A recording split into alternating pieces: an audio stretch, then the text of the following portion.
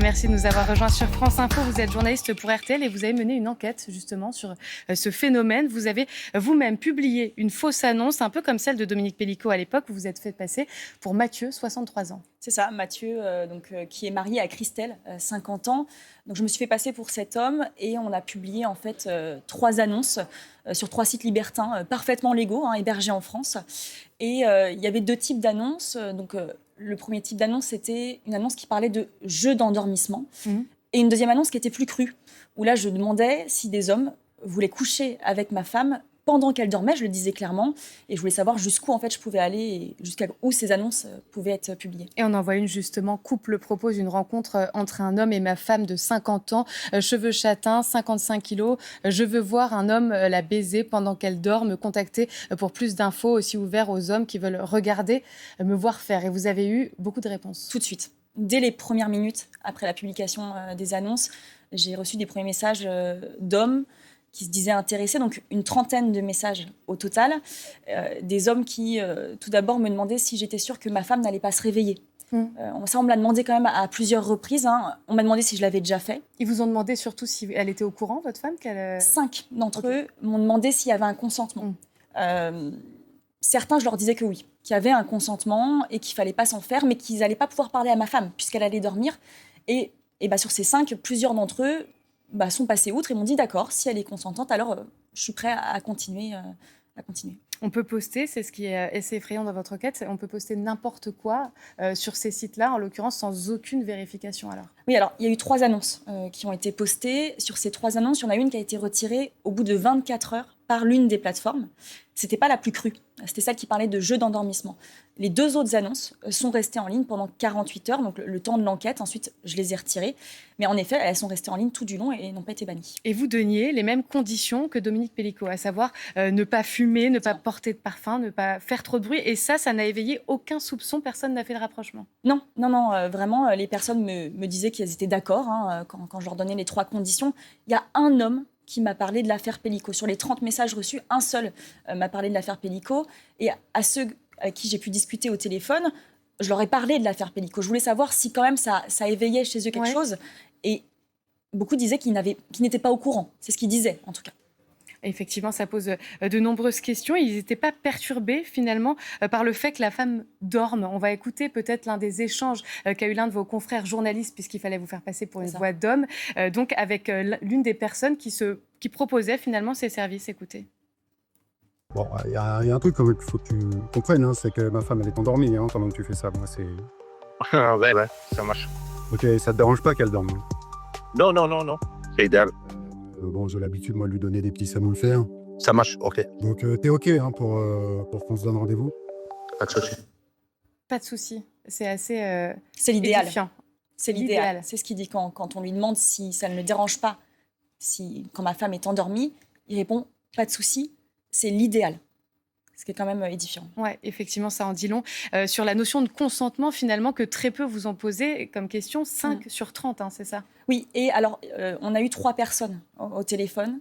Sur ces 3 appels, on en a eu 2 qui se sont rétractés après l'appel, ce qui montre quand même que quand on les a au téléphone, quand on leur répète plusieurs fois que la personne est endormie, certains finissent par faire marche arrière. Ouais. Exactement. Et tout type d'homme vous répondait à ces annonces, justement? Est-ce qu'il y avait un profil type? Alors, non, il n'y a pas de profil type. Alors, c'est compliqué puisque c'est des annonces qui sont en ligne. Les personnes nous répondent sous anonymat. On ne peut jamais être vraiment sûr de qui nous répond. C'est plutôt des pseudos, quoi. Exactement. Par contre, on voit quand même des informations sur leur profil.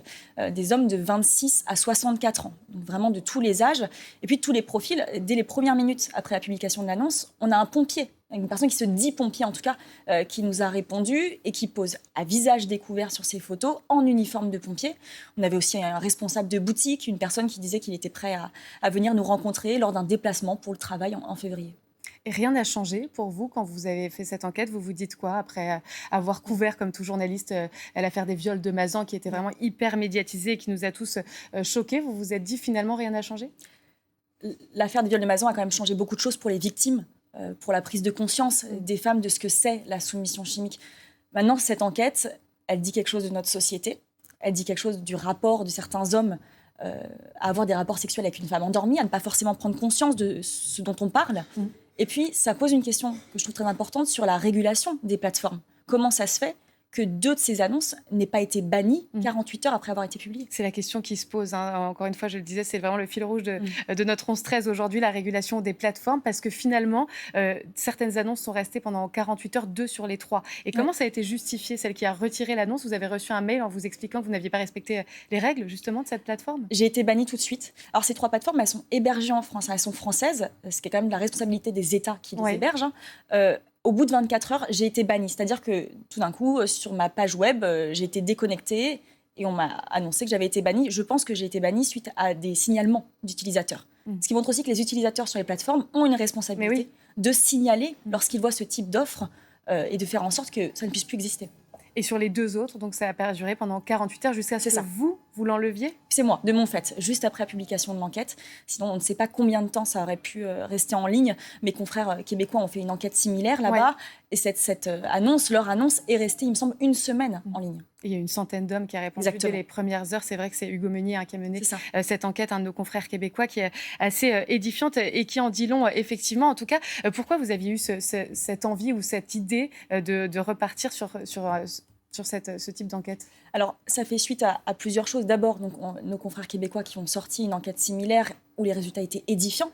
Et nous, on s'est dit, mais en France, où l'affaire Pellico a eu un retentissement quand même qui était énorme, où est-ce qu'on en est? Plus d'1 an après la condamnation de Dominique Pellico, de la prise de conscience chez les hommes pour la régulation des plateformes, où est-ce qu'on en est? Et bien, donc, on a publié ces annonces pour le découvrir. Et c'est vrai que les chiffres de la soumission chimique, hein, en 2023, c'était 1056 signalements suspects recensés, surtout dans les lieux festifs, surtout pour des agressions sexuelles. En l'occurrence, là, on est dans le domaine de l'intime, mais vous l'avez dit et vous l'avez démontré finalement, ça ne gêne pas grand monde de pouvoir profiter d'une femme ainsi endormie. Est-ce que certains vous ont quand même posé des questions plus précises, justement, sur ce qu'ils allaient pouvoir faire? Alors, on m'a demandé si elle n'allait pas se réveiller et donc s'ils allaient pouvoir faire tout ce qu'ils voulaient. Ensuite, ils ont demandé si, par exemple, ils avaient le droit de faire de la pénétration ou non, s'ils avaient le droit de la déshabiller ou non. Donc, certaines personnes sont quand même allées loin dans les questions. Nous, au bout d'un moment, on arrêtait aussi la conversation à partir du moment où ils donnaient leur accord total. On n'allait pas pousser plus loin. Ça suffisait effectivement pour vous, pour voir à peu près jusqu'où ils étaient prêts à aller. En tout cas, merci beaucoup d'être venu nous en parler. Merci à vous. Hermine Leclèche, journaliste pour RTL, de cette enquête, donc encore une fois très édifiante, 1 an après ce procès emblématique des viols de Mazan, alors que débute donc aujourd'hui le procès de l'ex-sénateur Joël Guerriau, qui est accusé d'avoir drogué, en l'occurrence, et peut-être voulu violer Sandrine Josso, sa consoeur, qui est députée elle aussi. Vous